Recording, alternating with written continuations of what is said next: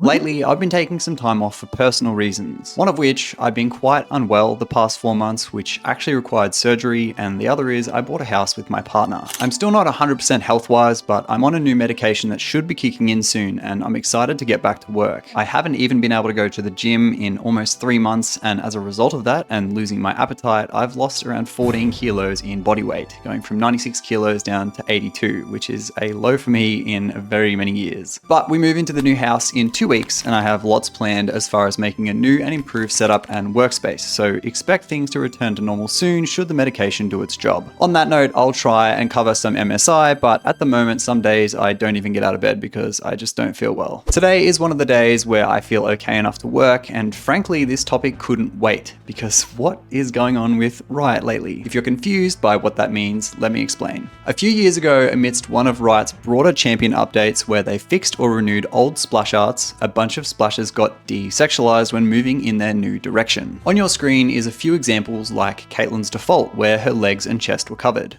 Officer Caitlyn also received the same treatment. Although the old one was quite scant, they covered most of her skin in the new one. Her prestige skin also had a slight asset reduction, as well as fixing her waist. Upon their release, other champs in Wild Rift received quite more drastic updates. This one is a bit more understandable because Wild Rift's targeted age demographic is younger, but the topic I mentioned later unveils a fair bit of hypocrisy from Riot despite this. On your screen are such examples. Default Jinx has some tape over her chest, Janna MF, Cowgirl MF, and Ice Drake Shyvana's midriff is covered, and Ashe and Demon Vi have chest coverings. Now just to clarify, I don't have an issue with any of this. Making things more age appropriate to expand player base makes a lot of sense, and I respected Riot for going in a more tactful direction moving forward. Designs, particularly female, became more realistic and creative, and it remained this way for a long time. After these changes, most champions and skins were much more on the conservative side compared to skins of old, with the most skin we saw in a recent design actually being from Chosen of the Wolf Swain, or Default Briar's Feet, which copped their fair share of attention online. When we compare an old design to one of the new ones, it's clear Riot was going in a more conservative direction. But in 2025, we have seen a massive shift. When Yunara's splash was revealed, the community began frothing at the mouth for one pretty obvious reason: the amount of skin showing front and center. And not only that, the almost uncanny amount of detail to outline her abdominal and oblique muscles. It was almost jarring. But this very easily could have just been a one-off, something to spice up her character design.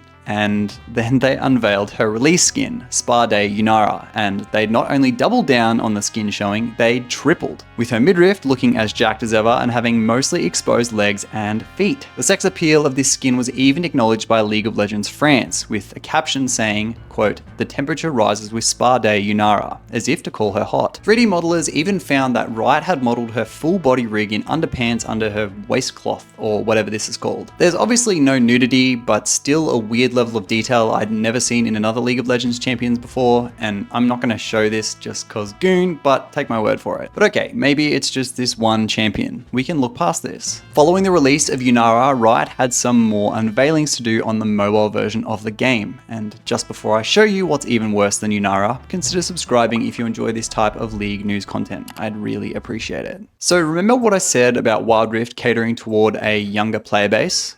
Well, in steps Summer Party Samira, and holy they're not even trying to be subtle. This is something I'd expect to see from one of those Eastern mobile games with jiggle physics, but perhaps a coincidence? Another one-off? Nope. Bam! Summer Party Aurora featuring human legs on a bunny champion.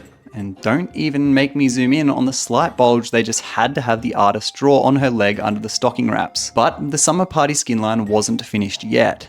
Here's Seraphine and Katarina's models in what are literally 75% exposed. Very, very, very different from what we've seen from Riot in the past half decade, even in the game that was meant to be more protected and age-friendly. So why even go to the trouble of taping up Jinx's chest or covering midriffs if we're just going to have skins in the future have more skin than clothing? At the same time as all this was going on, a very well-made custom pool party Amumu was shown, in which his backing animation couldn't be more relevant, with the age-old break in case of emergency Ari meme that's been around forever. seems Riot is making the meme into a reality with new reaches to generate revenue. This also links back to Riot coincidentally allowing esports gambling sponsorships to happen literally as of last month. We all know there's massive money in gambling sponsorships, but ethically it's pretty shit. You have to think, like, what if your sponsorship was the gateway to a young, impressionable individual developing a potentially life-altering gambling addiction? Someone at Riot has definitely taken the ethics restrictors off their recent marketing decisions, and I find it hard to believe it's a coincidence with it all happening at once. In their uptake of betting sponsors, John Needham, president of publishing and esports at Riot, had these reasons as to why now is the time they're allowing betting sponsorships to enter their revenue ecosystem. In this article, he says that regardless of whether Riot partakes or not, esports betting will still exist, and that in 2024, Val and LoL esports betting generated $10.7 billion. But the problem is 70% of these bets are made in unregulated markets with unlicensed bookmakers. This potentially opens bettors and people of the Riot community to be subjected to unsafe practices, so John says they're putting in place certain measures to protect from said practices, such as thorough vetting and approval by Riot of esports betting partners, as well as team integrity program checks should a team take on a betting sponsor.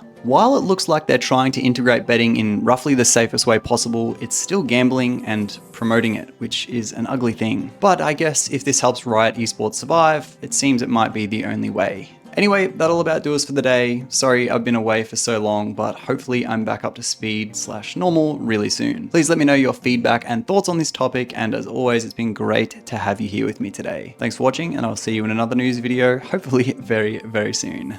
Bye!